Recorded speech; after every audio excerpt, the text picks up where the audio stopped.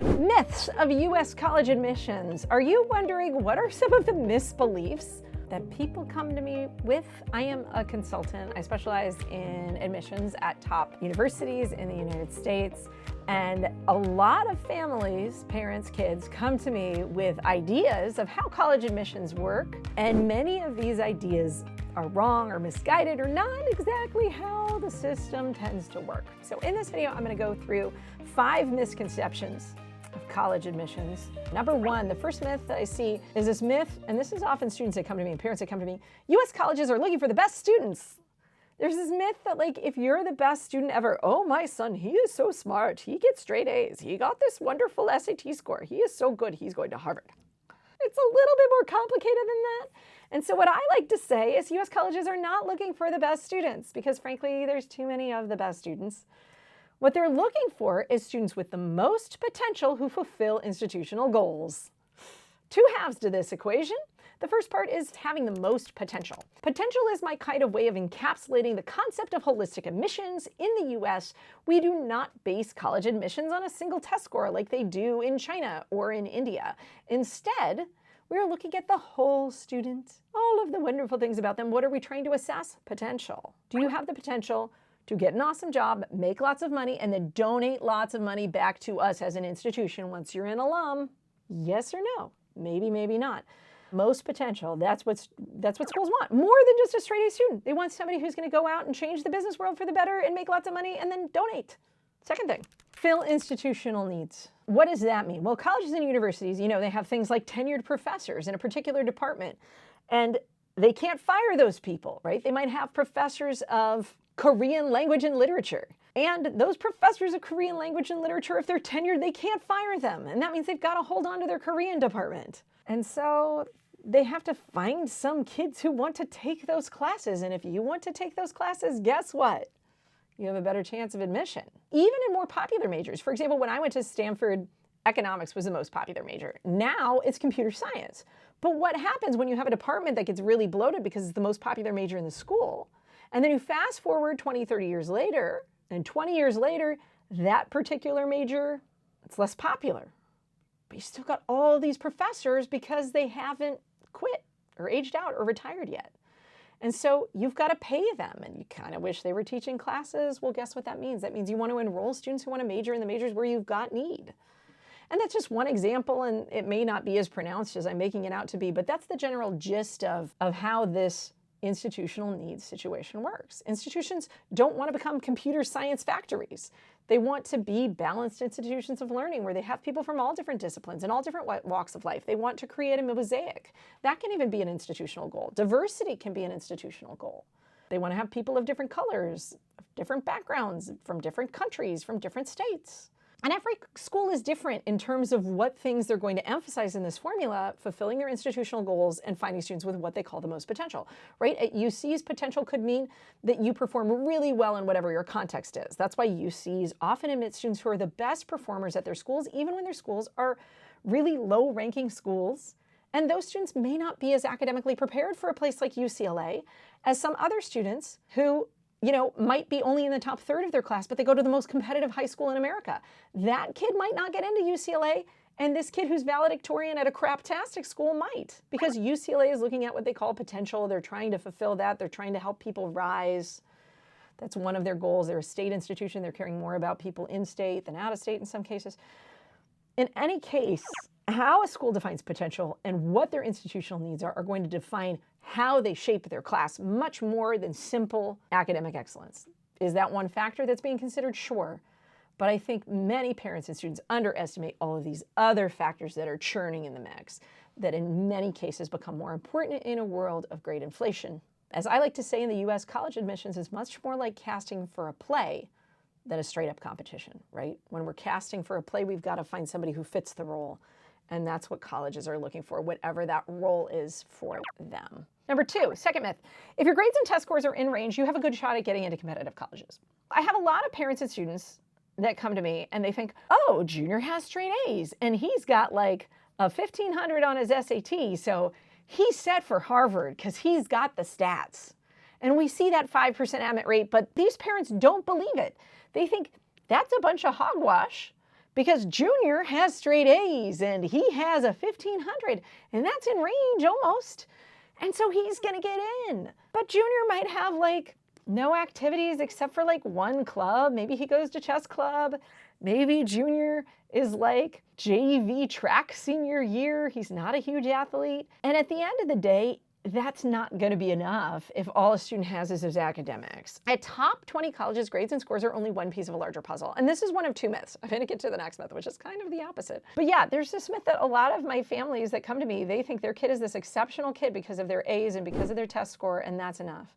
It is not enough. That is baseline, people. That's just getting your foot in the door. And then you got to have all these other things. You got to be interesting, and you got to have a perspective or a point of view, and so many other things, which I talk about in a lot of my other videos, like how do you poise yourself to be the best candidate? A lot of other factors. I would actually estimate baseline that half of the students who are applying to Harvard are totally 100% academically qualified to survive there and could handle it and are good enough academically. Half. That's my guess. That doesn't mean half of them are getting it. So you have to stand out beyond those things. That is not enough. And it's not just some lottery where because there's a 5% admit rate, oh, if I'm in range, it's a lottery. And I just like, if I buy enough lottery tickets, Junior will get into one of them. It doesn't work that way either, which brings me to the third point. Now, this myth I actually am culling from social media. There is an attitude that I see on a lot of these like mom boards, parent boards across the interweb on Facebook, where there are people with a lot of attitude and they call schools that are competitive highly rejective schools, and they just are completely annoyed by them and they think no one should apply to them and they're these terrible places where no one has any hope.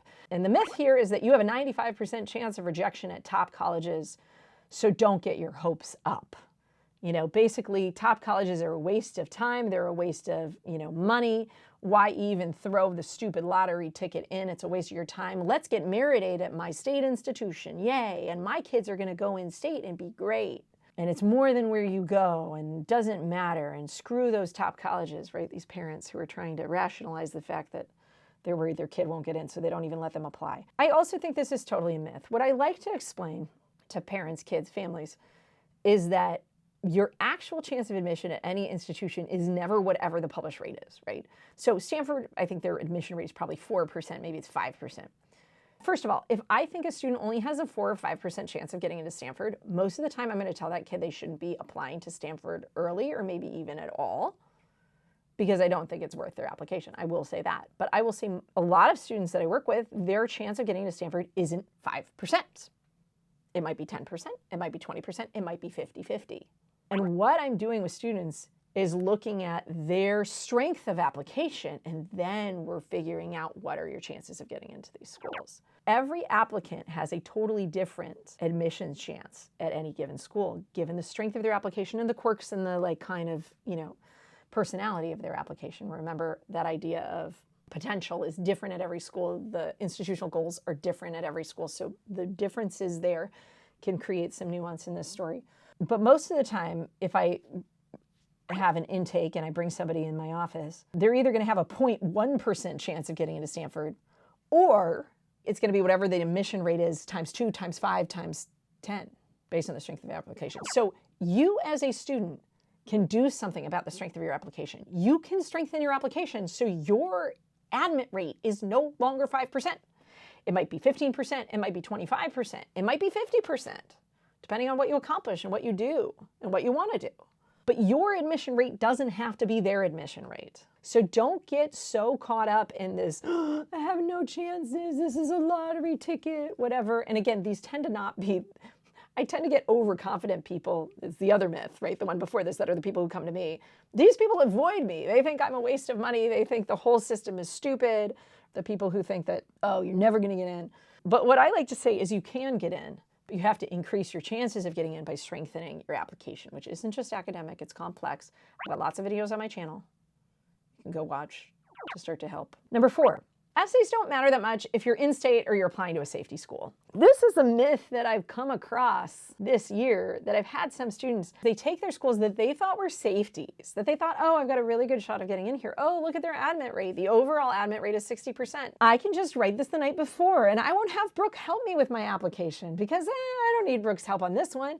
It's an easy school. Just because you're applying to a state school or an in-state school, just because you're applying to what you think is your safety school, doesn't mean you can mail in the application. I had a kid in Michigan this year. He had the stats to get into the University of Michigan, maybe the activities, he might have been borderline, but he didn't get in. And I read his essays. They came to me for a letter of continued interest, right? Like edit or coaching. And yeah, I read his essays and like, you're not going to get into Michigan with those essays. And it's really important at these competitive schools. I would say if you're applying to any state schools in the top 100, even if you have amazing stats, you got to watch those essays, people. Got to watch it. You can't just mail it in. You've really got to be your A game with all your applications. And especially because when you think about it, honors programs, financial aid, merit aid, all of these things that also might be more open to you at state schools, don't just mail it in when you've got a in-state application. You've got to be on top of things all the time. Even if it's not a hyper-competitive school, I want you to write your best essays. Don't do it the night before, you guys. I've read essays written the night before, and I can tell. And so can colleges. And they feel like you don't want to go here because you didn't put in the time and effort. You can't shortcut this process anywhere. You've got to do your best at all times and make an effort. In every school you apply to, it matters how you present yourself, Even this year, I've had students apply to what they thought were maybe not safety schools, but pretty easy fits, get deferred or rejected or whatever it is because they didn't put in the effort in that particular application because they thought it was going to be easy to get into. So application quality matters even if you're applying to what you consider fit, safety, in-state schools, whatever it is, and especially anything that's ranked on top 100. Watch out, you guys. Do a good job. Don't slack off. I mean, obviously the bar is a little bit lower. You don't have to have Harvard-level essays, but you got to make an effort. It needs to be proofread. It needs to be polished, right? And you need to do your best. Number 5, last myth. Myth, activities, awards, test scores, grades, they don't matter after the application deadline because it's too late. After you've turned in your application, too late to send test scores, too late to whatever deadlines they gave you, it's too late. So if it's summer before senior year and you're like, oh, I wish I did more activities, oh, I wish I sought more leadership, it's too late. I won't be able to write any essays about it, so I should just give up. Wrong. Every year, 10 to 20% of the students that I work with typically get in either off a deferral list or off a wait list into a school that they're excited to go to. And many of them, I always tell, it's not over till it's over, are sending emails, letters of continued interest, updates to colleges and universities throughout the year if anything cool happens to them. If they win the Coca-Cola Award, guess what's shooting off? An email. You've got to tell people about that, right? If they win a great debate tournament, cool, I'm going to email Carnegie Mellon. Maybe Carnegie Mellon doesn't care, but maybe they do. Are there some schools who are going to ignore all of these updates? Sure, especially some state schools, but it's always worth a shot. I've had plenty of students, and I swear one of the thumbs on the scale was some of this information. I also have students, for example, who took like the February ACT a little bit late in the game. You can't get into those December deadlines. And maybe they got waitlisted. Well, then in their waitlist letter of continued interest, I'm like, hey, they come to me for that letter of continued interest. I'm like, oh gosh, I would have sent that in March. As soon as you got the score, I would have sent it in a little email and say, hey, I know you might not be able to look at this, but if you are able to look at it, look, I got a 35 on my ACT. Isn't that cool? I just wanted to share. And I know it's too late, but maybe you'll look at it anyway.